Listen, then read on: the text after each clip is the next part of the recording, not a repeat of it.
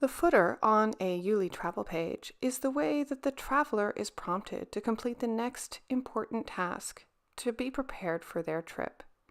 In this case, the next thing is a deposit that's due. Clicking on the button takes them to the section where they can see their prepay cost and choose their payment method.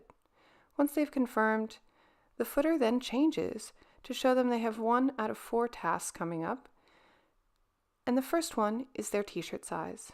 They can quickly complete that, and then the footer will change to prompt them for their next task, and so on through the collection. They can also, of course, look at their full list all at once. By default, it only shows those that are not completed. From here, they can expand and see more information and complete their tasks as well. If they need to, they can always show those that are completed and update their response there. So that's how the footer works. Be sure and set all the correct due dates to make sure that it prompts in the correct order.